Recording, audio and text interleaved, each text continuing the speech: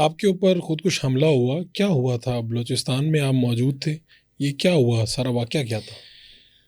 میں یوب جا رہا تھا، بلوچستان کا دورہ تھا، اور شہر سے تقریباً کوئی 2 کلومیٹر باہر لوگ استقبال کے لیے کھڑے تھے کہ اسی میں ایک آدمی نے خودکش حملہ کیا، اور میرا خیال تھا کہ یہ بھی استقبال کے لیے آئے، اس لیے کہ وہ میرے گاڑی کی طرف بڑھے۔ ٹھیک ہے۔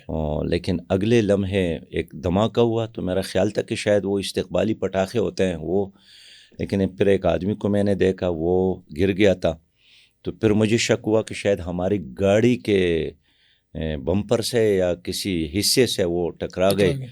لیکن جب میں نے دیکھا تو اس کے سینے پر وہ بارود کے ڈھیر موجود تھے، مواد موجود تھے، تو اور چند لمحے بعد وہ خود بھی مر گیا، ختم ہو گیا۔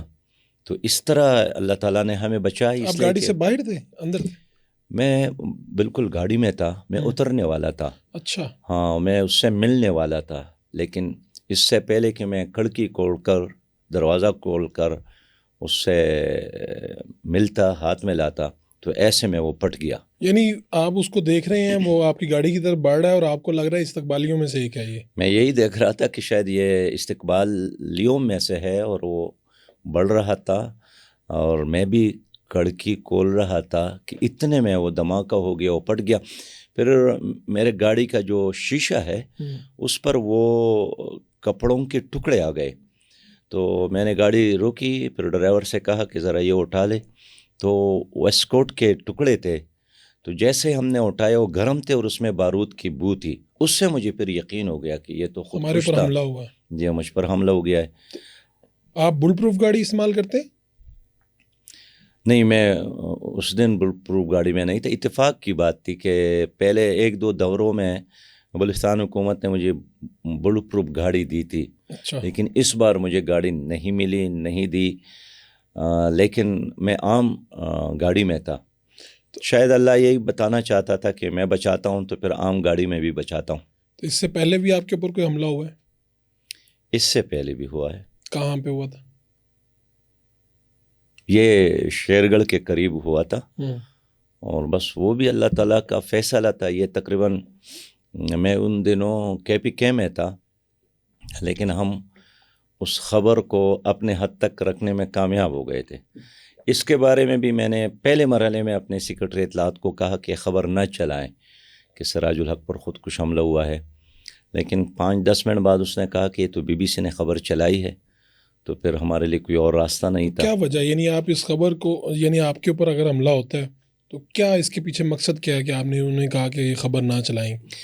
میں اصولی بات یہ بتاتا ہوں کہ اس سے معاشرے میں خوف میں اضافہ ہوتا ہے، اور میں کچھ سال پہلے گیا تھا برطانیہ، وہاں ایک بہت بڑے اسکالر بھی ہے، ماہر بھی ہے، ان سے میری ملاقات ہو گئی، ان سے میں نے ڈسکشن کیا کہ ہم دہشت گردی کا خاتمہ کیسے کریں۔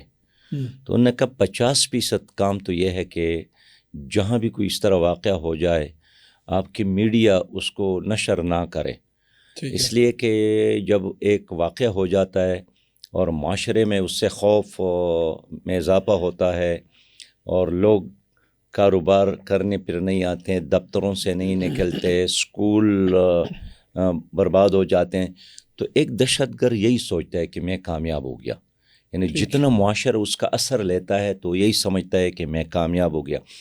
پھر یہ ہے کہ جو مناظر ہوتے ہیں خون کا، گوشت کے ٹکڑوں کا، انسانی اعضاء کے بکھرنے کا، تو بچے اس کو دیکھتے ہیں، خواتین اس کو دیکھتے ہیں، تو اس سے اور بھی اطمینانی اور بے چینی میں اضافہ ہوتا ہے۔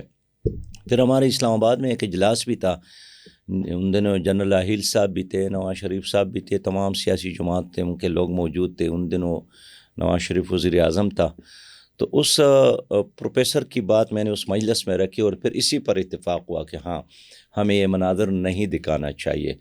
تو اس نے کہا کہ جرائم تو ادھر بھی بہت زیادہ ہے برطانیہ میں، لیکن اگر کسی گلی میں کوئی جرم ہوتا ہے، کوئی واقعہ ہوتا ہے، تو ساتھ والی گلی کو بہت کم اس کی خبر ہو جاتی ہے، اور یہی وجہ ہے کہ وہ کنٹرولیبل ہوتا ہے، لیکن جب وہ پھیلتا ہے تو پھیلتا رہتا ہے۔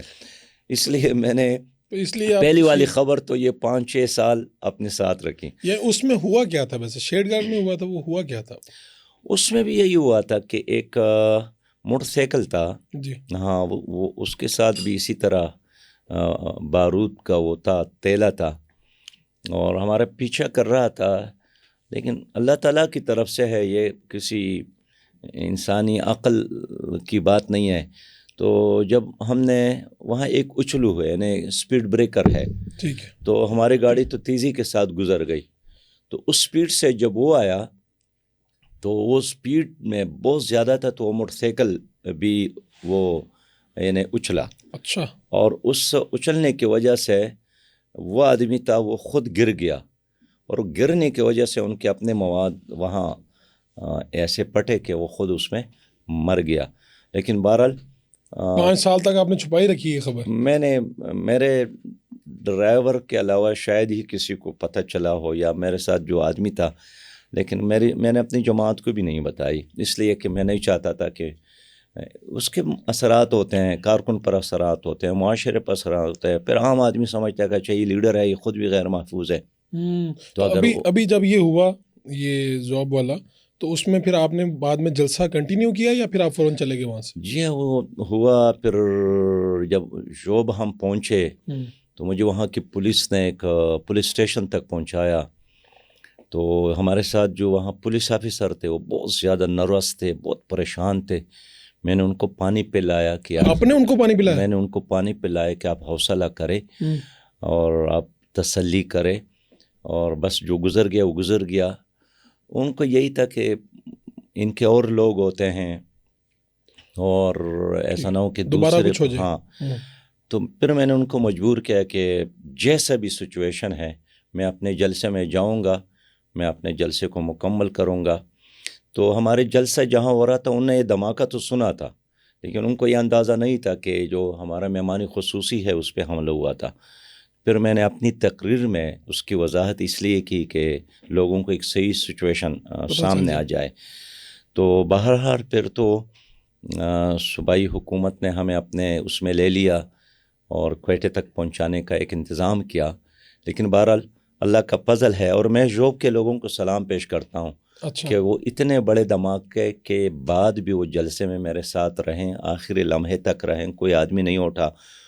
اور پھر میں بھی اس لیے جوب کے لوگوں کا مجھ پر ایک بہت بڑا قرضہ ہے کہ کس طرح سیاست سے بالاتر ہو کر، پارٹی سے بالاتر ہو کر شہر کے لوگوں نے اپنی دکانوں کو بند کیا، میرے ساتھ یکجہتی کا اظہار کیا.